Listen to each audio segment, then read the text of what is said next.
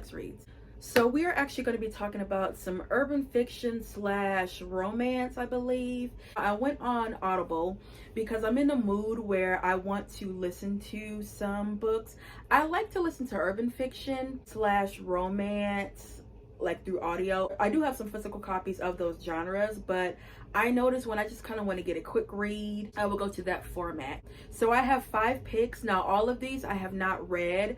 You guys remember about 4 or 5 months ago, I did a urban fiction slash erotica where I had never, read them or listened to them, and then I did a separate video of like my reaction and things like that. So I'm gonna do that same thing. I'll actually put both of those videos down below. Let's just get started.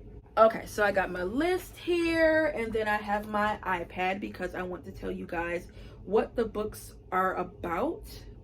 Because again, never read them or heard of them. Now this go around, when it comes to like my urban fiction picks, I wanted something where I don't want no shooting, I don't want no fighting, no drugs, I don't want none of that. I want something like boy meets girl, girl was in a bad relationship before, meaning like her man cheated or something, and she meets a person that's totally different, and I'm not in the mood for that right now. So yeah. And then another stipulation I had, I don't want the audio to be super long, like 5-6 hours. I have one that's 9 hours. My main goal was to find some that are kind of, shorter in length, so I can kind of just knock these out. So the first one is a author that I have read before, and it's Alexandria House. You guys know how much I talk about her, love her so much. So this series, it's called Them Boys series, and it's 3 books in the series. Now I've read one of them, which was the first one. It's called Set, a Novella. Now I know this series, it's dealing with 3 young men, they're brothers, and they're kind of not rough around the edges, but they're really, I think they're like fighters or something like that. Cause it was like they went to high school together, something like that, and everyone in high school was afraid of them. But there was a reason why his like background, his childhood was really rough.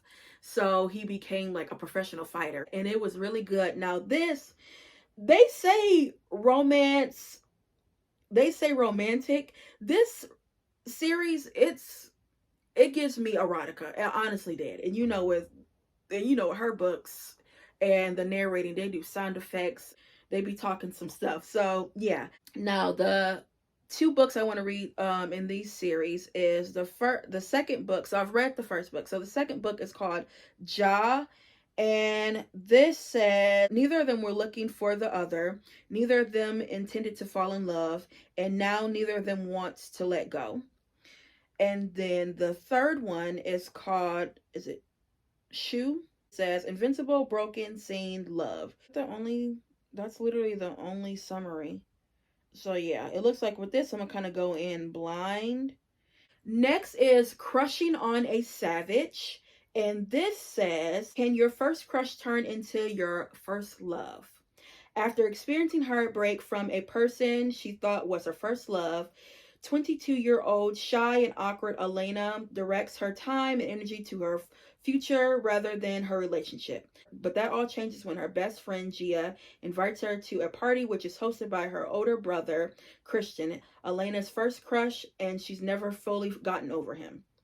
Then it says Christian is a sexy a-hole with no nonsense attitude that women tend to flock to. At 26, he is a successful entrepreneur that lives by the motto, if you want something, you should grind until you get it, which he applies to every aspect in his life. He never thought it would include a person that he only saw as his little sister's friend until he starts seeing her in a new light.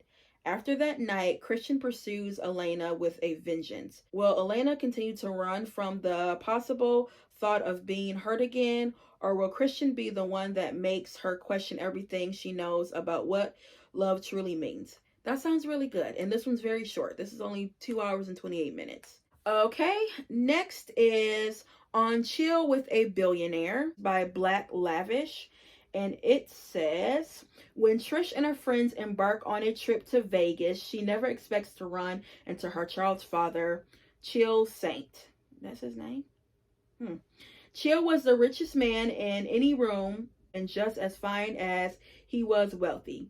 Chill and Trish makes a connection on her first day in Vegas, which sets off a chain of events for her and her friends. Will this reunion make for a heartfelt love story, or will the jealousy looming in the shadow destroy all hopes for happiness?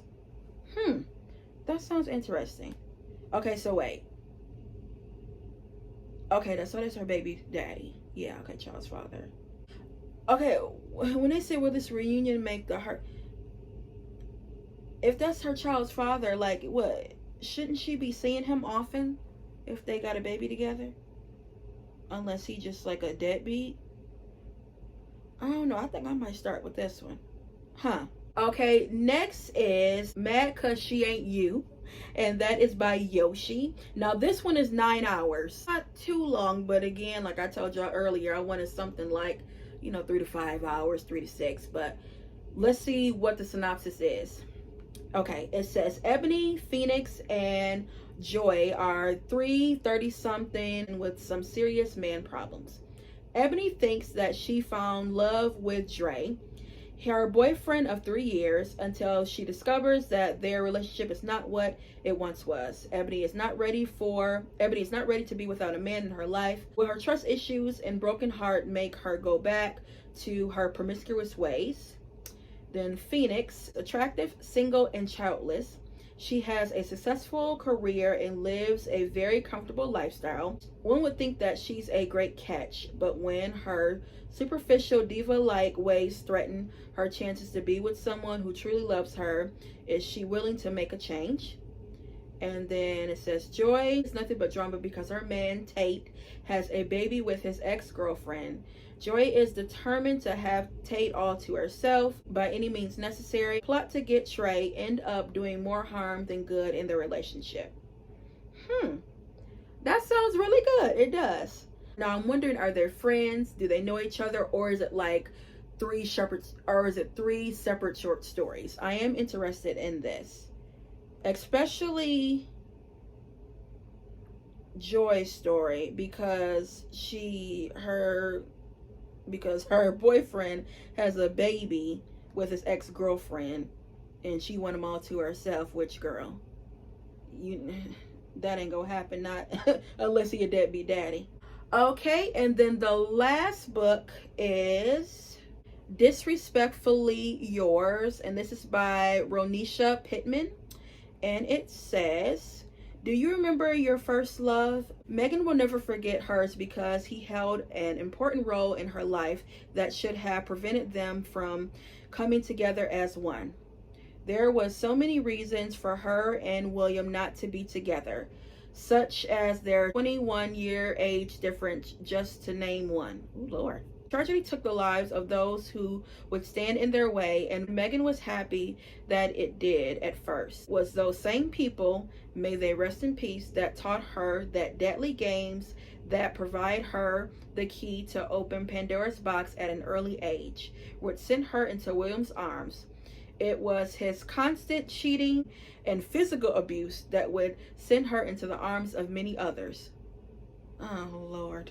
Now that she's unhappily married, she searches for love through Kruger eyes and thinking she may find love in Devin, a man young enough to be her own child by the rules or lack thereof of the South. But her husband's sneaky moves are standing in the way. It takes her limo driver, Angelo, to open her eyes to the immediate danger that she is in. He accidentally stumbles across a path that neither of them know about or are ready to acknowledge. With a history that is full with lies, murder, and constant disrespect of all parties, seems to be tied in together in ways they never imagined possible. Okay. This is 5 hours and 55 minutes. Now, like I said earlier, I don't want no murder and no guns and no beating. Yeah, I don't know about this one. This one I might have to omit. I don't know. I'm gonna still give it a try, and if I don't like it, I can always DNF it. I mean, I don't mind reading stories like this, but again, I'm not in the mood to read this. Yeah, guys, that is it when it comes to my 5 urban fiction slash romance books that I want to read. And again, after I listen to these, I'm going to give you guys my thoughts on them and tell you if I would recommend them or not. So yeah, guys, that's all I have for you, and I'll be back with more Black books. Bye.